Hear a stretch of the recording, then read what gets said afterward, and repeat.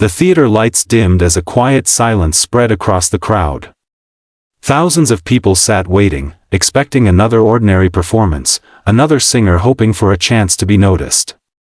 But the moment Michael Bennett slowly walked onto the stage with his old acoustic guitar hanging from his shoulder, something felt different. His long silver hair, tired eyes, and weathered face carried the weight of a lifetime filled with pain, loss, and memories nobody in the audience could yet understand. The judges smiled politely, expecting a short introduction before the music began. But Michael stood still for a moment, gripping the microphone tightly as if he was gathering the strength to speak. His voice trembled softly when he finally introduced himself.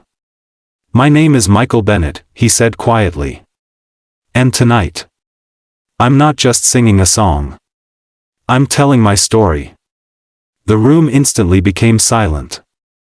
Michael explained that music had been the only thing keeping him alive for most of his life. He grew up in a poor countryside town where every day was a struggle. His father worked long hours in factories while his mother cleaned houses just to put food on the table. They didn't have much, but they had love. Michael remembered how his mother used to sing old country songs while cooking dinner, and those songs became the soundtrack of his childhood. But life changed when he was only 14 years old. One rainy evening, his father never came home from work. A terrible accident at the factory took his life instantly. Michael still remembered the sound of his mother crying through the night while he sat outside on the porch holding his father's old guitar. That was the first night he ever wrote a song. From that moment, music became his escape. As years passed, Michael worked every job imaginable just to survive. He spent years fixing cars, loading trucks, cleaning bars, and playing music in tiny roadside restaurants where nobody listened. Most nights, he earned barely enough money to buy food. But he never gave up on music because it was the only place where his pain made sense. Then one day, everything changed again. At the age of 27, Michael met a woman named Sarah in a small diner where he was performing. She sat alone near the corner table listening carefully while everyone else ignored him. After the show ended, she walked up to him with tears in her eyes and told him his song sounded honest. Nobody had ever described his music that way before. They fell in love quickly. For the first time in his life, Michael felt peace. Sarah believed in him even when he didn't believe in himself. She encouraged him to continue writing songs, even during the moments when life became difficult. They married a year later in a tiny church surrounded by close family and friends. Michael smiled while remembering her. "She was the best thing that ever happened to me," he whispered. The audience watched quietly as emotion filled his eyes. Together they built a simple life. It wasn't rich or glamorous, but it was real.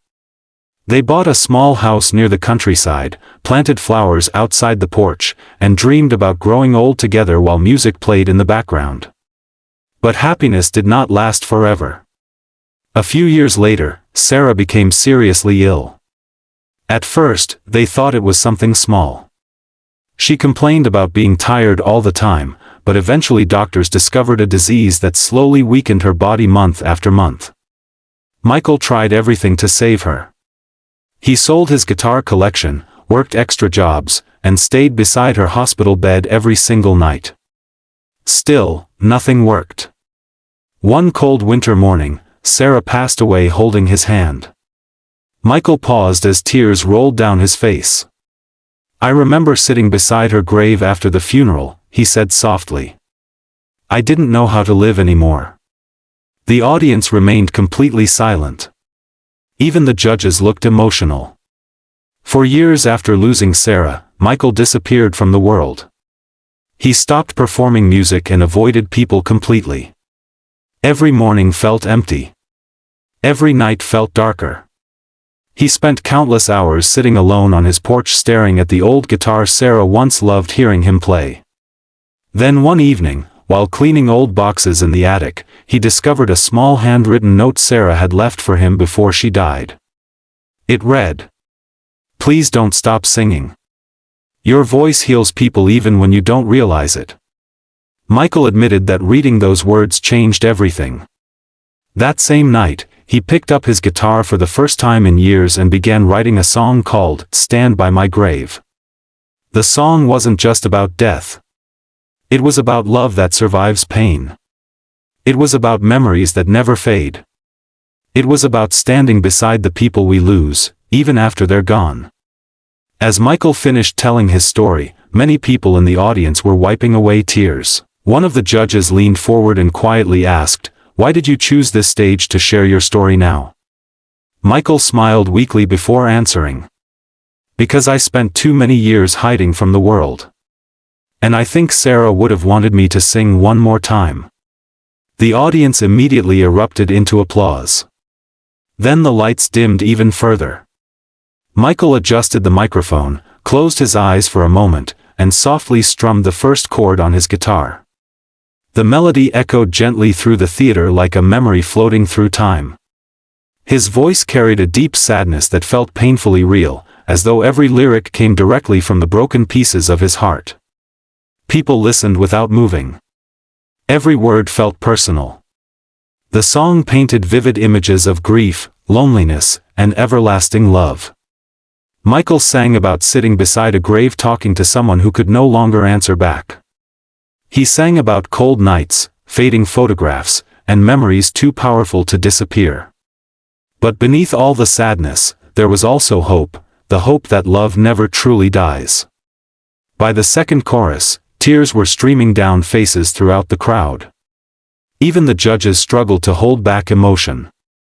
Michael's voice cracked during the final verse, but somehow that made the performance even more powerful.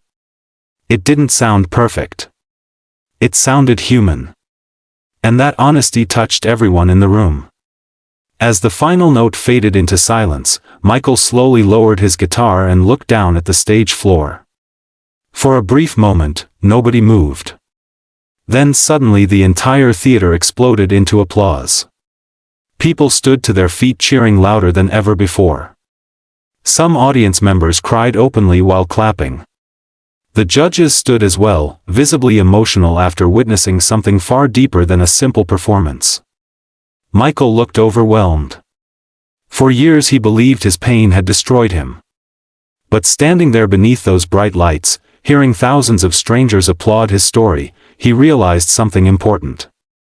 Pain can break people. But it can also connect them.